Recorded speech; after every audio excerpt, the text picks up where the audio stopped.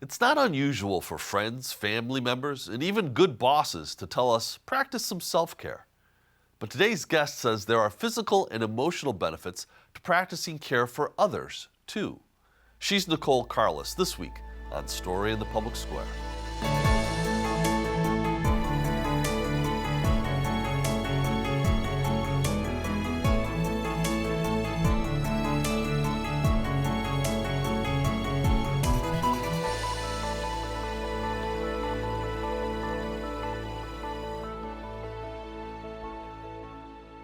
Hello and welcome to Story in the Public Square, where storytelling meets public affairs. I'm Jim Ludis from the Pell Center at Salve Regina University. And I'm G. Wayne Miller, also with Salve's Pell Center. And our guest this week is Nicole Karlis, an award-winning journalist and author who writes about health and science. Her new book is Your Brain on Altruism, the Power of Connection and Community During Times of Crisis. She joins us today from Florence, Italy. Nicole, thank you so much for being with us and congratulations on the book. Thank you for having me. I'm so happy to be here. Well, the book is, I got to tell you, just a really remarkable and interesting read. For those who haven't had a chance to read it yet, you want to give us a quick overview? Sure. So my book, Your Brain on Altruism, it starts with the Napa wildfires, and it explores this phenomenon called bounded solidarity, where people come together in the wake of a crisis. And I'm sure we'll get into that later in our conversation. And really, when people come together, they feel this deep desire to give to each other that they wouldn't normally feel in non-crisis times. And I ask in the book, why does that fade? And what are the health benefits of altruism? And that really set me on an investigation to interview psychologists, neuroscientists, sociologists, disaster resilience study professors about these health benefits and how we can really nurture them individually and build what I call a culture of caring in our society. And I also investigate people who are prioritizing a culture of caring right now in America. How did you stumble on this, on the whole phenomena of the impact on both your physical and your emotional health from altruism? Right. So, it really started about 10 years ago. I, as a journalist, was really interested in the rise of the wellness industry and the whole hashtag self-care movement. And one time I was at personally a yoga teacher training in India, and I met with a Vedic astrologer, and I was struggling with anxiety at the moment. And I asked, what would you do to help your own anxiety? And he wrote a prescription of acts of kindness. And that really set me on this path of investigating the health benefits of altruism and thinking about how self-care can be other care. And to, really, as a journalist, ask who is studying this. It's so simple, and people are frequently willing to pay so much money to feel good. And what if we knew that, it could just be as simple as volunteering in your community? So let's go back to the 2017 Napa wildfires. You write about a junior in high school. Tell us about him and how he turned things good for a while. Mm-hmm. Yeah. So my book begins with the story of Michael Rupert, and he was a high school junior when the Tubbs fires took place. At the time, it was the most destructive wildfires in modern history in California. The smoke outside, it made it almost impossible to breathe. But instead of just going in his house and playing video games, him and his friends got together and they just wanted to help their community. They were like, what can we do? So they started driving around. PG&E at the time shut off the power. It was literally quite apocalyptic scene for these high schoolers. But they started driving around together to evacuation centers and asking, what we want to help. We want to help our community. What can we do? And at first they were actually told, oh, there's nothing you can do, go home. But they kept trying. So they drove to another evacuation center, and the the volunteers there said, we could really use some help in delivering supplies to another evacuation center. So they started, just kind of delivering supplies and just really like, here and there helping where they could. And they noticed at the time, Michael told me in an interview 5 years later that he felt more connected to his community than he had ever felt before, that he felt less lonely. And even as, the days passed and the wildfires were finally being put out, he and his friends kept engaging in these altruistic efforts and trying to volunteer in their community. And they noticed when they did that, they felt noticeably happier. So that's an example of what you mentioned before, bounded solidarity. Tell us about what that is and what happens after that fades. Yes. So, like I said, bounded solidarity is a sociological term to describe what happens in the wake of a crisis. And it's when people really come together and they feel this deep sense to help others. And it's interesting because it's sometimes in contrast of how media can portray what happens in a crisis, that maybe people are their worst selves. But we know, and people know who have, lived in the wake of a natural disaster, that people often really want to give and to be of service. They put their differences aside, and we need that to survive. But that usually does fade. That disaster resilience professors might, describe that time as kind of the honeymoon period. But it usually does fade. And but in my book, I ask, what happens if it doesn't? And also, equally as importantly, do we need a disaster to access that phenomenon? Do we need a crisis to trigger it? So we saw that during the COVID pandemic too. I mean, it's not just wildfires, it's many different types of catastrophic events that can bring out the good in people and bounded solidarity, and again, it fades. I just wanted to mention that. So, question, can altruism improve your health? You've already answered that it can, but get into that in some detail, both physical and mental health. Yes. So through my investigation it was like a 7-year investigation interviewing everyone who is studying this, I found that there are numerous health benefits to altruism. Specifically, it can improve cognitive function and slow cognitive decline. Some research suggests that it can build immunity to protect against disease acceleration. Other research suggests that if you regularly volunteer later in life, you could actually live longer and have fewer hospital visits. On a day to day basis, kindness can reduce stress, anxiety, and loneliness. That's a remarkable set Yeah, of findings. it is. Do we understand how? Do we understand the why and how these acts of kindness essentially are producing such profound improvements in people's health? There are many answers to that. One part is that it really provides people with a sense of purpose. So when it comes to living longer and that research around having fewer hospital visits, that's really connected to the importance of having a sense of purpose as you age. So volunteering, regularly in your community can really give you that sense of purpose. And for like protecting against disease acceleration that comes from a professor named Steve Cole at UCLA, and he talks a lot about also having a sense of purpose, but also how it can protect against loneliness, and really the health consequences of feeling lonely and experiencing chronic stress, and how altruism and really having that sense of purpose in life can reverse those effects.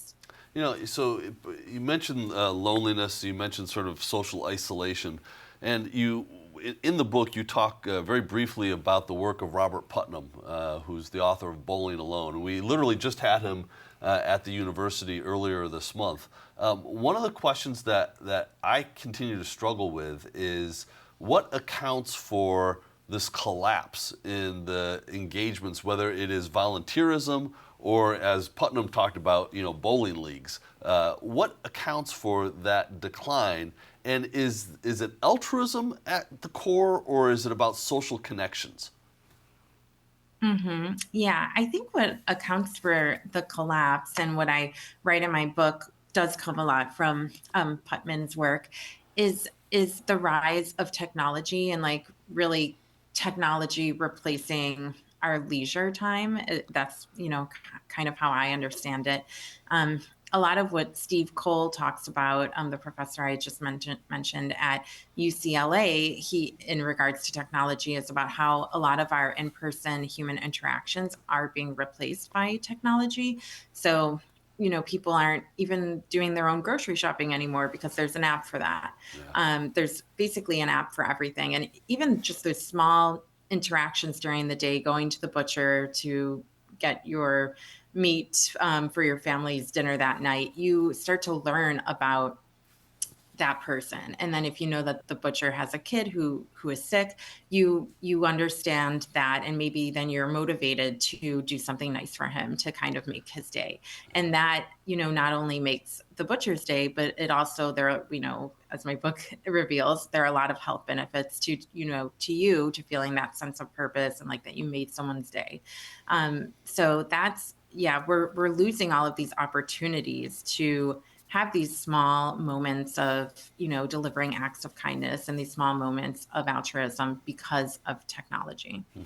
So the start of the second Donald Trump presidency is viewed by many as a political and financial crisis.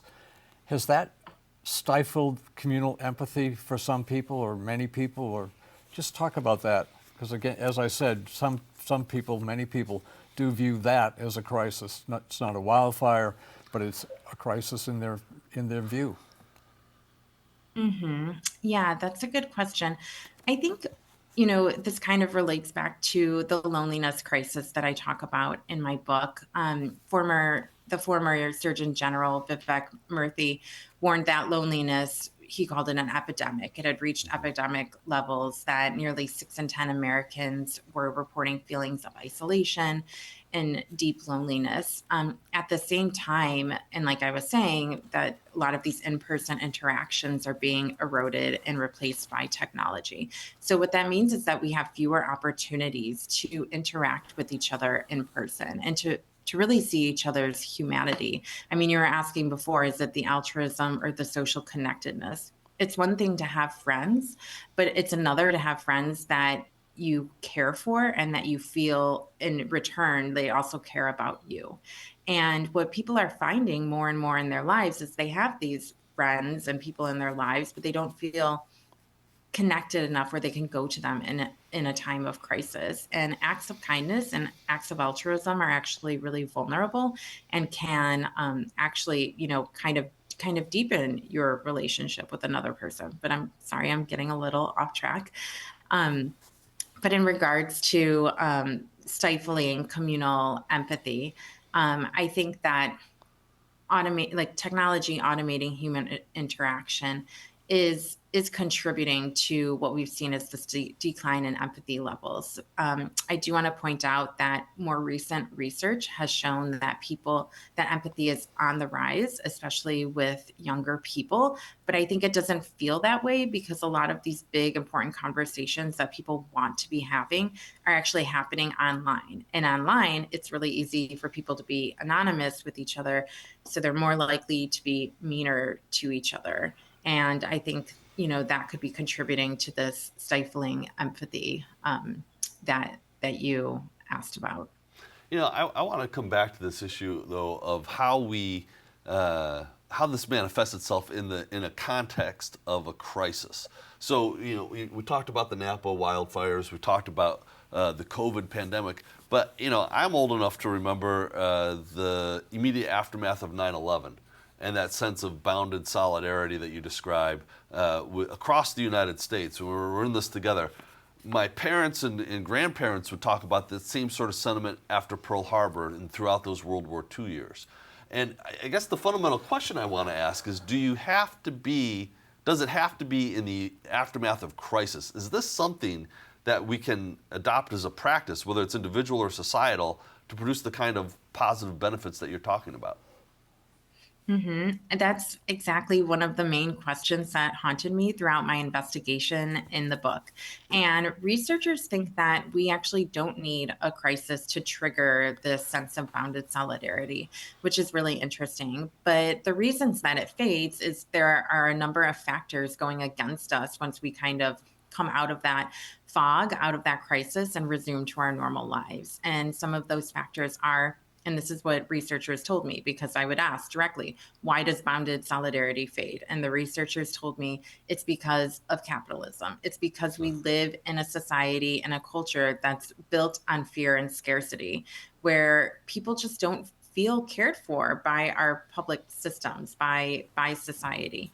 And so that does, sort of force people to live in this mindset of survival of the fittest. But the research that I found in my book actually shows that survival of the kindest might be a better mindset that we can have and adapt in our daily lives. Did you find or take a look at other parts of the world where there might be a culture of kindness already, as opposed to what you were just describing in America?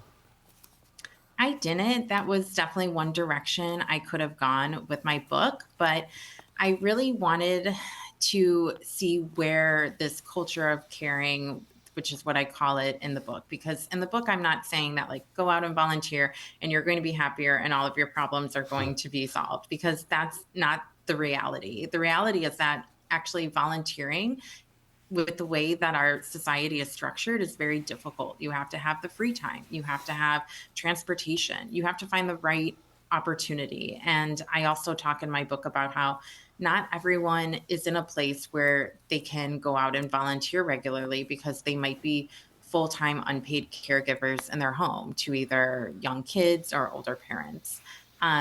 So I really wanted to focus in my book on who is building a culture of caring right now, what industries. And when I say a culture of caring, I mean that they're prioritizing the act of caring. They see it as a strength in our society and not a weakness. And so that set me on a different path, instead of exploring really different cultures, but really saying like who in America is prioritizing this right now. And that was going to be my next question. There are industries in America where a culture of kindness is being created, and you write about those. Tell us about some of those and why that's happening in these industries. Well, so yeah, there are many, and I think it can come as a surprise to people that the government is actually prioritizing it. In California, they have the California Volunteer Corps, and their mission is really to make volunteering more accessible. They have a program where college students can volunteer, and I say that kind of in quotes, with their preferred nonprofit, but actually receive a stipend that goes towards their college tuition. So instead of maybe spending that time at a job where they don't really have a sense of purpose, they actually can have a sense of purpose in their community and be paid for it, and that money goes to help them not be in debt, which I think is really cool. They're also in the healthcare industry. There are a group of doctors who are focusing on what's called social prescribing. So it's really getting to know your patients and trying to understand how, connecting to their community could benefit their health. And part of that is potentially linking a patient with a local volunteer group. There are many others. I'm drawing a blank right now. But if you read my book, you can find more. Well, so one of the things you also talk, it's not just about being altruistic, it's also receiving kindness and witnessing kindness. Can you talk a little bit about the power of those two dynamics as well? Sure, yes. So in my book, I talk about how there are people can either go through a season of giving, receiving, or witnessing. And really, that's because when I was also going through this investigation, people would always ask me, well, caregivers are so burned out in America. How can you tell people to go out and volunteer and help others as a remedy to what they're experiencing? And you can't argue with that. I'm personally a mom of two people, and I say like of two people, of two young people, two young kids, um, literally a 12-week-old and a 2.5-year-old. So that's why my brain can be Those a are little young people.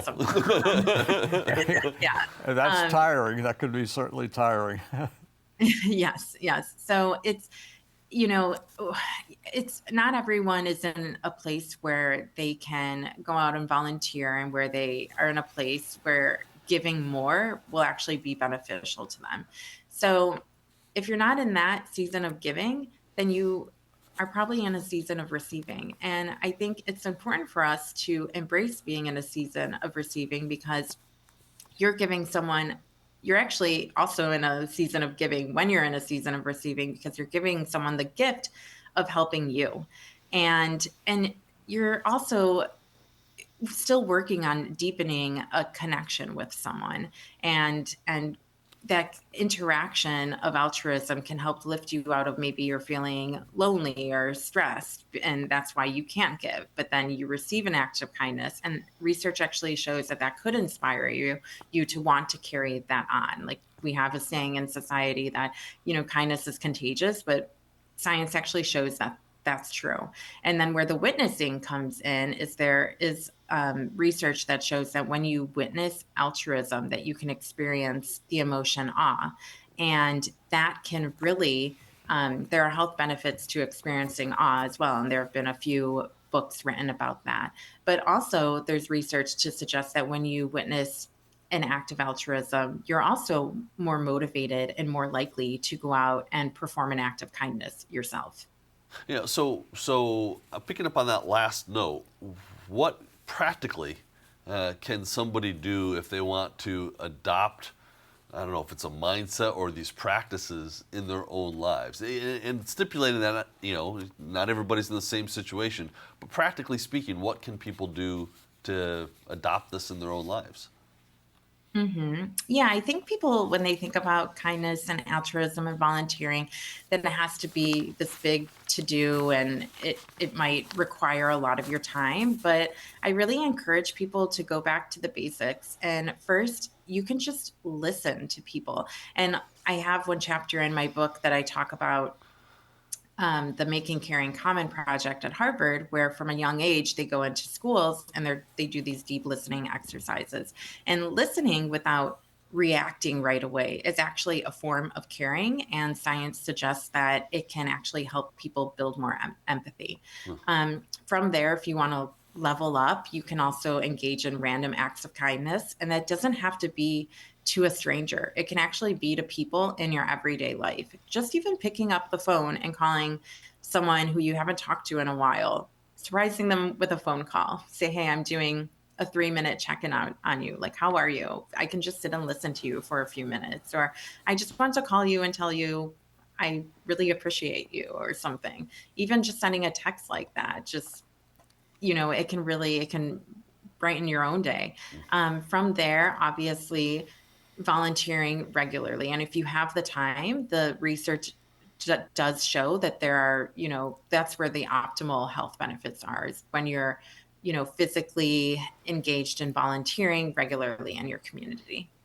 So this really caught my eye when I read your book, and that's Nice News, founded by Sean Devlin, who lives in California. Tell us about that. And by the way, I read the book, and then I went to that website and I immediately signed up. I got my first newsletter this morning, and it was nice. But tell us about Nice News.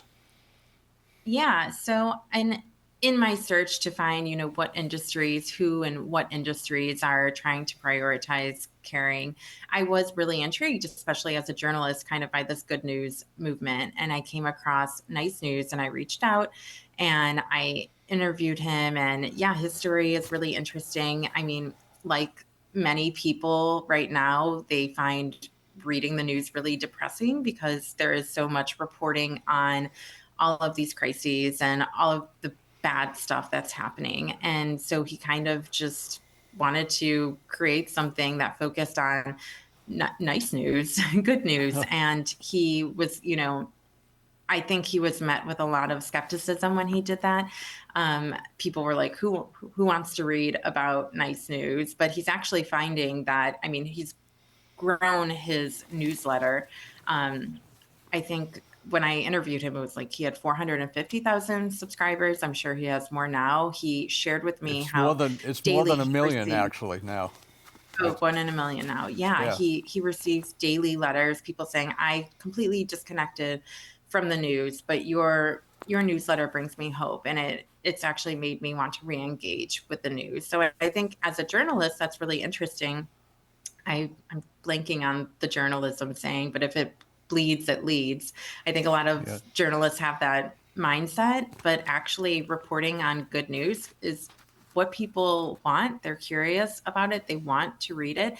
And it actually goes back to that idea of witnessing, and it can inspire people to want to do more good and connect and be of service in their everyday lives as well. Nicole, very briefly, how did this reporting change you? Yeah, that's a good question. I mean, in my everyday life, like I have tried to think about self care differently.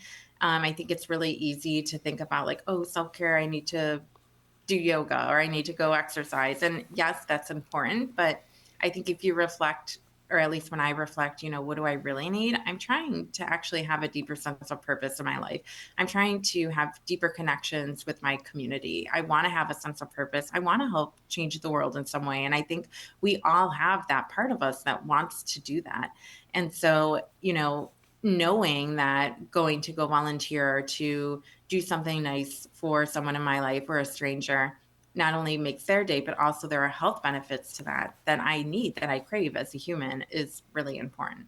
Nicole Karlis, your brain on altruism. This is important work. Thank you so much for sharing some of it with us. That is all the time we have this week, but if you want to know more about Story in the Public Square, you can find us at pellcenter.org. We can always catch up on previous episodes. For Wayne, I'm Jim, asking you to join us again next time for more Story in the Public Square.